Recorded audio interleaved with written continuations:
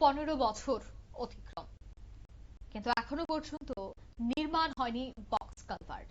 সরকার পরিবর্তন, কিন্তু এখনো জীবনযাত্রা একই তিমিরে।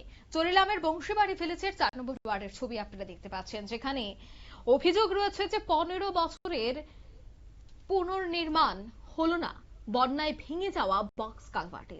অবিলম্বে নতুন পাকা ব্রিজ তৈরি না হলে ভোট বয়কটের ডাক এবার দিলেন চরিলাম বিধানসভার বংশীবাড়ি এডিসি ভিলেজের 4 নম্বর ওয়ার্ড তথা 25টি পরিবারের বাসিন্দারা। জানা গেছে, এই চরিলাম বিধানসভার অন্তর্গত জনজাতি অধ্যুষিত বংশীবাড়ি এডিসি ভিলেজ এলাকায় বরাবরই অবহেলিত। এই বিধানসভাটি জনজাতি সুরক্ষিত হওয়ায় এখান থেকে নির্বাচিত হয়ে জনপ্রতিনিধি হিসেবে বিধানসভায় গেছে জনজাতি অংশের নেতৃত্বরা।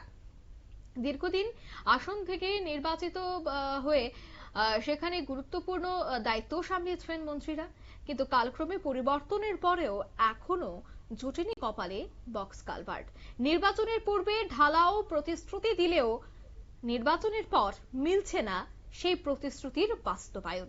2011 সালে এই কালভার্টটি ভেঙে যায়। এরপর যাতায়াতের জন্য দীর্ঘদিন যাবৎ সরকার প্রশাসন কিংবা জনপ্রতিনিধি কোনো ব্যবস্থা না করায় স্থানীয়রা অস্থায়ীভাবে কিছু ভাঙা বৈদ্যুতিক পিলার দিয়ে একটি পায়ে হাঁটার সাঁকো নির্মাণ করেন। তবে গতকাল বন্যায় সেই সাঁকোটিও ভেঙে যায়, ফলে এর উপর দিয়ে খাল পারাপার করা এক প্রকার অসম্ভব হয়ে দাঁড়ায়।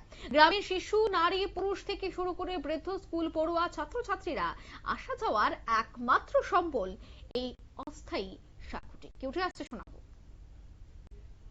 চললাম বংশীবাড়ি বিসি। আমরা যে প্রায় দীর্ঘদিন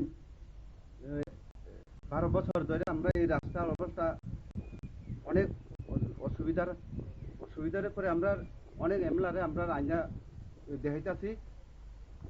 এমলা আশা দিয়ে গেছিলাম আমরা করে দুমু করে সেরা এই কালকে যে বৃষ্টির অবস্থা দেখেন, আমরা সবাই এখানে আসলাম, আপনাদের রাস্তা দেখছেন সবাই দেখেন। কালকে পরীক্ষা আসলো আমরা ইংলিশ মিডিয়ামে যে বংশীবাড়ির গাছ সভা প্রায় 50 জনের মধ্যে কালকে 20 জন পড়ে গেছে এই জায়গা বৃষ্টি অবস্থায়। স্টুডেন্ট পরীক্ষা দিতে যেতে গিয়ে দিতে পারছে না। এই কারণে আমরা যে আজকে মিডিয়া বাইরে আমরা ধন্যবাদ জানাই। আমরা যে অবস্থা, এটা কোন জায়গা, এটা আপনার গ্রামের নাম? আমরা গ্রামের নাম হচ্ছে 25 পরিবার। আপনারা শুনলেন এলাকাবাসীদের অভিযোগ, তারা কিন্তু অবিলম্বে এবার এই রাস্তাটি অর্থাৎ এই বক্স কালভার্টটি নির্মাণের দাবি জানাচ্ছে। এলাকাবাসীদের অভিযোগ, সুখে দুঃখে তাদের কাছে বিধায়কেরা আসেন, মন্ত্রীরা আসেন, কিন্তু তার সমাধান কিন্তু বেরিয়ে আসছে না। এখন দেখার সময়ের মধ্যে এলাকাবাসীদের সমস্যা নিরসনে কোনো ধরনের কোনো উদ্যোগ গ্রহণ করা হয় কিনা।